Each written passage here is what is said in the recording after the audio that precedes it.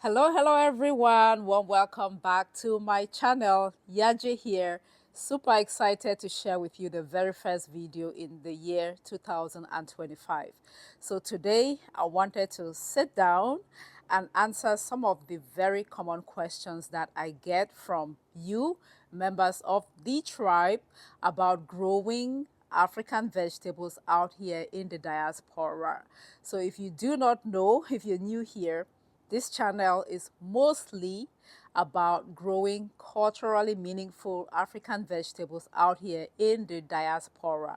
I know you're looking at broccoli right behind me, but mostly I grow African vegetables in the spring, in the summer, and then fall and winter. I grow other types of veggies. So I do get quite a few questions from people about what it takes to grow some of these vegetables. Some of the very common questions include what you can actually grow, when you can start the seeds or plant them in ground, and where to find the seeds. I think where to find the seeds is like one of the most common questions. So if you have been looking for answers to some of these questions, or you have, you've been wondering what it takes to grow some of these vegetables, then stay tuned. Now let's get started. All right, tribe, I'm gonna sit down for this one. So I have my iPad here with the questions. Now, let's go to the very first question. One of the most common questions I get is this one: can I grow African vegetables in my climate? And I would like to say the answer to this one is a big yes. YES. You can grow some of these very resilient African veggies in any climate. They are extremely adaptable and resilient. However, you have to have some strategies because we cannot grow throughout the year. It depends on how far away you are from the equator. The further up north you are, the shorter your growing season, which means you have to have some sense and be very strategic. What I mean by that is know the length of your growing season. Some people only have like 3 months in a year to grow vegetables outside. What that means is, depending on the type of African vegetable you would want to grow, you may need to start the seeds indoors to buy you some time. You may need to start the seeds indoors so that when the temperature is right or is right outside, you already have plants ready to go in ground. For example, peppers. Peppers take between 3 to 5 months to produce the fruit. So if your growing season is only 3 months, what that means is if you just start your seeds outdoors, it will not be ready for you to harvest by the time your growing season is over. So you would need to start your seeds indoors, in these little cells on a heat mat, maybe by a window, a sunny window, I don't know. Start your seeds indoors, and then by the time it's ready to go outside, you already have plants. For me, in Houston, Texas, zone 9B, I start my seeds, my pepper seeds, garden egg seeds, ugu or the fluted pumpkin seeds. I start them indoors around the end of January. So around, yeah, the last week or so of January, I start my seeds. That gives me a good 8 weeks before it's time for me to plant the seedlings outdoors, which for me in zone 9B is from the 15th of March. Now let's talk about the second most common question I receive, which is where can I buy the seeds of some of these vegetables, some of these African vegetables? I'm going to share with you a couple of resources. My favorite, y'all already know this, my favorite seed company, trueloveseeds.com. They are online, obviously, and I'm going to put a link to this website down in the description box below and in the very first pinned comments.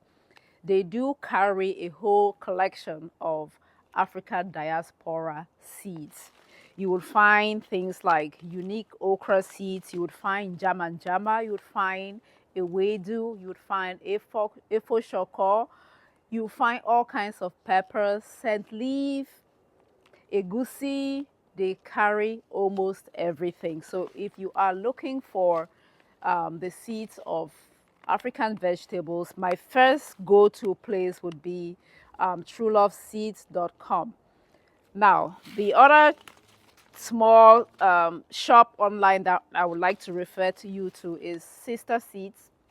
Sister Seeds, she also carries some African vegetable seeds or seeds for the African diaspora. Let me put it that way. Sisterseeds.com.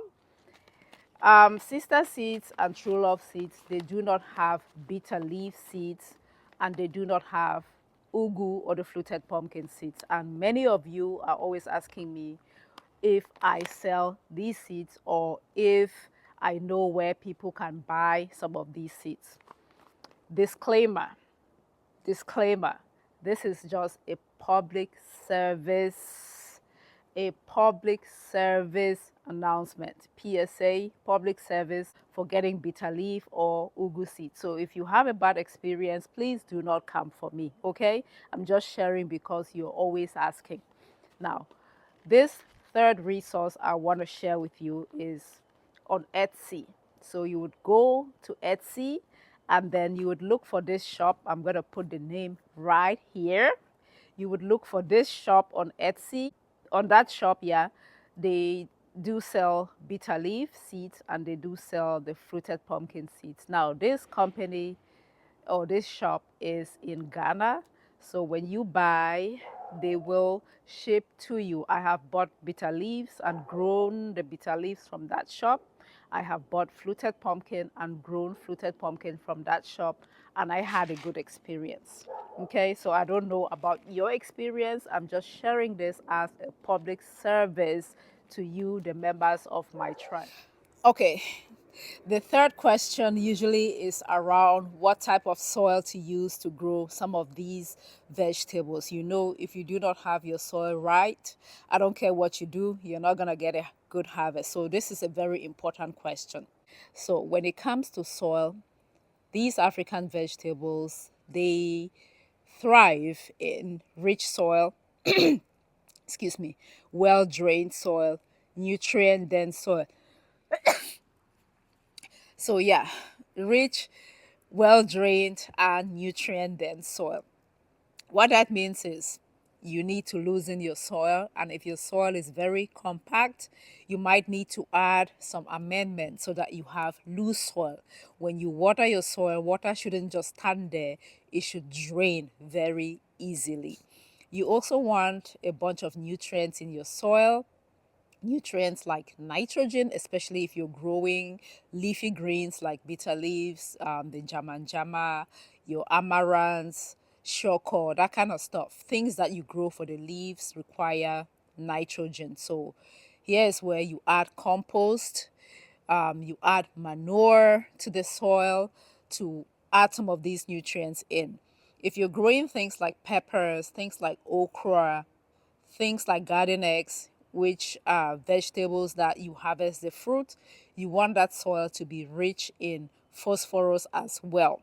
So you can add fertilizer, organic fertilizers, or chemical fertilizers. Quite frankly, I don't care. You can add whatever you can lay your hands on.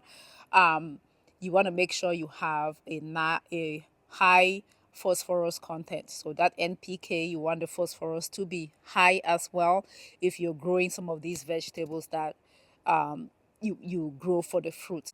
I think we're on question number 4 now, which is about pests and disease. I'm going to speak from my own experience with growing these vegetables out here for so many years. Now, I haven't had to deal with a lot of disease, but pests, I have struggled with some pests. And the most common pest is army worms. Army worms or caterpillars. Oh my goodness. Especially if you grow amaranths. Amaranths attract a ton of army worms. Yeah, you'd find these little caterpillars underneath the surface of the leaves, if you start finding like holes in your vegetables, take a look underneath. You may find these caterpillars. If you spot an armyworm infestation, you need to act very fast, otherwise they can just destroy your garden almost overnight. And what I use for armyworms, I use what is known as BT. That is the abbreviation of this pesticide. BT, I'm going to put the full name somewhere. BT is one of the most effective pesticides that I have used to combat an infestation of armyworms. Another common question I get is to recommend some veggies that a beginner, a newbie, can start with. I'm going to recommend the veggies, but before I do that, let me just say that if you are a newbie, if you are a beginner, do not start with too many vegetables. Start with 2 to 3, and when you are proficient at growing these 2 to 3 veggies, then you can add more. So here are my recommendations. Peppers. If you enjoy cooking with peppers, and you know us Africans, we put pepper in everything, I'm going to recommend you grow peppers. You can start with 1 or 2 or 3 pepper plants. And the good news is these habanero peppers, you can buy the seedlings already. You don't need to start them from seeds. If you're a beginner, you can just wait at the very beginning of your growing season. Go to one of these gardening stores, Home Depot or Lowe's or Walmart.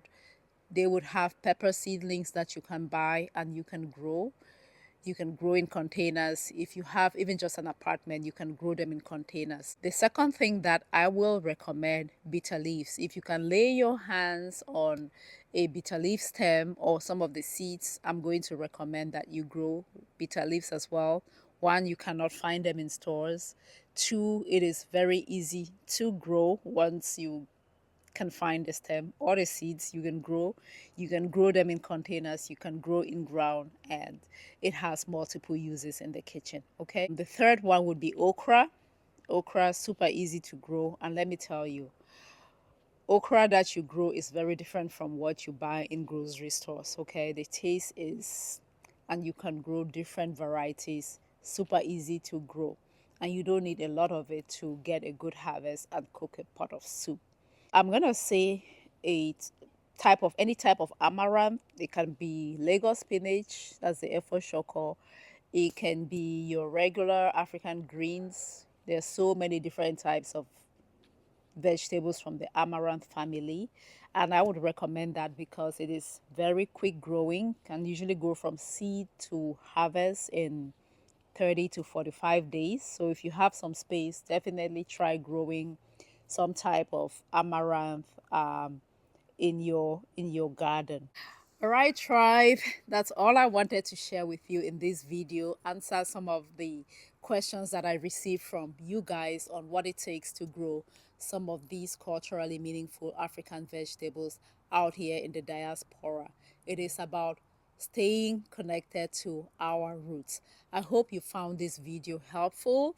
If you have more questions, feel free to leave them in the comment section below. I'm going to do my best to do another question and answer and tips video in the very near future. Until next time, grow a garden, because when you grow a garden, you grow health and we stay connected to our roots. Until next time, bye.